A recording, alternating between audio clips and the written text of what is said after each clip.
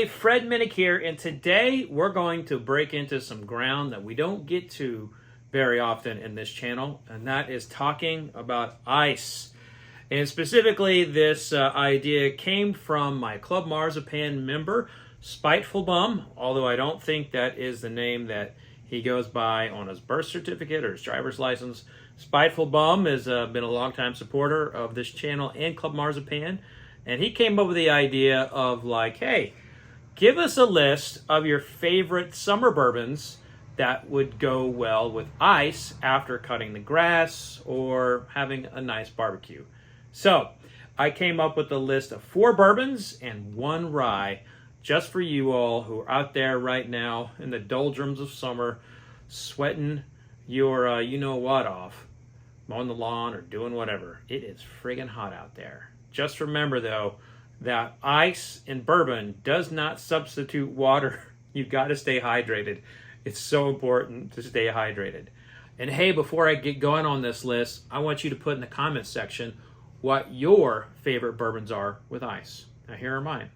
I'm going to start with Maker's Mark. And while Maker's Mark is 90 proof, it holds up incredibly well with ice. I would even say that Maker's Mark Standard 90 proof Maker's Mark is the best of all the lower proof bourbons when it comes to adding ice. The flavor maintains, even if the ice completely melts and dilutes the bourbon, you can still taste Maker's Mark pretty well. But it depends on how much proof you want and how much backbone you want. But I feel like Maker's pairs incredibly well with all foods, but especially barbecue. So if Spiteful Bum did not ask for something that paired with barbecue, I probably wouldn't have Maker's on the list. But because it does so well with barbecue, I think that Maker's is a must-have summer, just a little ice in there after a hot day mowing the grass or whatever. So I'm going to say Maker's Mark is going to be number 1. And I do believe it is the best pairing bourbon out there with barbecue, standard bourbon with barbecue. Interestingly, I actually did a condiment study about 10 years ago where I paired all kinds of condiments with various brands, and we determined that Maker's Mark was the most rewarding one with barbecue. Like, everybody loved Maker's Mark and barbecue. Anyway, so that's got to be my number 4. My number 4 on the list for best in the summer. Next, I'm going to jack up that proof a little bit and talk about Old Forester 1920. We have Old Forester 1920 in the house all the time. This is a standard pour in the Minnick household, mostly because this is Jacqueline's favorite. Jacqueline loves Old Forester 1920. She loves that deep bite. She likes the proof on it. She also likes Booker's, which is maybe on this list as well. But I particularly like what happens to this when you add ice to it. When you add ice to it, the molasses note that's in here kind of turns in a little, it's still there, but it becomes a little rum-like. Like, I feel like 1920 is really conducive to like an island sipping. So if you're like on the beach, add some ice to this, and I could say you could even put a lot of ice in this because the proof is so thick that you taste a lot of that molasses note that I always pick up here, and the cherry note that I pick up in the Old Forester 1920. It's magnified. It's absolutely magnified with ice. But the thing is like, unlike Maker's Mark, when the ice dilutes, I feel like you can still taste Maker's Mark. When the ice dilutes all the way with the Old Forester 1920, it's gone. Like, I can't differentiate that from like Jim Beam at that point. It's I feel like you have a short amount of time to taste 1920 with ice until it kind of gets ruined. It's completely diluted. But those 5-6 minutes of Old Forester 1920 with ice is heavenly. It's absolutely heavenly. But it's a short heaven, but still heavenly nonetheless. So next up, I'm going to throw a lot of people for a loop. This is a brand that's kind of getting on the radar for a lot of people right now. But for those who've been following whiskey for a while, you know, Ben Holiday is a brand to be reckoned with. I really like this in the summer. So I just picked a barrel there for Club Marzipan. It was pretty hot that day.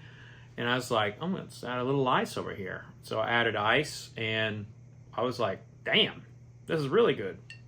So to me, when you add ice to a Ben Holiday, it kind of ameliorates the honey note in there. And so honey is a note that usually gets diluted with ice or water, whereas to me it popped a little bit more. Also, like Maker's Mark, I feel like the flavor holds up as the ice dilutes a little bit. So if you are someone from Missouri and you're mowing your lawn, you owe it to yourself to sip a little Ben Holiday with a piece of ice, and yeah, just enjoy it. This is local to you all out there. I would specifically go with the soft red wheat bottled and bond. Quite tasty. And then number 4 on my list for best bourbons of the summer to sip with ice, it's going to be Booker's. Why Booker's? Well, for a lot of you, the proof is going to be too hot for you to handle it neat. And so ice is a way for you to enjoy this beautiful bourbon. This particular one, this is 2023-4, 7 years, 127 proof. You know, a lot of people taste that, you know, especially people who like lower proofs or are new to bourbon. You know, they taste this right off the bat and they're like, oh my God, this is so hot. But you add ice to it, and the experience is just as awesome as if you like your whiskey neat. That being said, I've been trying to describe the note that I perceive in Booker's, or I've been contemplating the note that I perceive in Booker's, and the truth is, every batch is different. So these batches vary. I wouldn't say they vary widely, but they vary just enough. But I'll tell you, with this one, when I had with ice, this would be the what do they call this one? This is the Storyteller batch. So when I had Storyteller batch with ice, a gingerbread cookie note popped up. So while I kind of got like a cornbread and gingerbread on the with it neat, when I add ice, the gingerbread note is dominant and the cornbread note is gone. So that's kind of like the risk reward of adding ice, is sometimes you lose a note that you like, but it does last a long time in the glass. Like, so if you add ice to a Booker's, that proof is going to carry it around long enough for you to be able to sip it, you know, for an hour or two. So hopefully you're sipping it like that, not just doing shots. Now, this is important. I added a rye, and this rye, I think, is incredibly complex and easy to find, especially if you're in Kentucky. But you can always go to the distillery when you're here for the Kentucky Bourbon Trail, and that is Kentucky Peerless. I believe that a lot of Kentucky Peerless products do well with ice. Ice is something that really, I think, lets their kind of like oil shine. Like they have such attention to grains at Peerless. Like there's a lot of oil that comes through from the grains, and I get a lot of mouthfeel with that. And I love it when I can taste, put a whiskey on my palate, and I just feel it all over my tongue. I can feel it over every inch and underneath and on the top, things like that. And I'll just say that I feel like Peerless is just a home run with ice in it. But if you don't like rye, then try their bourbon. I don't know why you wouldn't like rye if you're a bourbon fan, but the flavor I get from the rye with ice in it, it's like a strawberry popsicle. It's like the fruit like explodes with the ice in there, but at the same time the oil and the essence is there. But kind of like the Old Forester 1920, it's not as short-lived as the 1920, but it does require for you to sip it a little quicker if you want to maintain that flavor, because the ice will dilute this, quickly. And the truth is like I do drink a lot of bourbon with ice, and the ice matters as much as the bourbon. So you want to make sure that you have good, clean ice. You have a good water source for it. I wouldn't go as far as like spending all the money on like custom ice and having it sent to you, or having like a special refrigerated ice that you're dropping $5-10 a cube on. I mean, those things are out there. If you want that service, you got that money, good for you. It's a good way to spend it, I suppose. But just regular old refrigerator ice or bag ice, it could do the trick too. But the thing is, you want a piece of ice that dilutes to how you like it.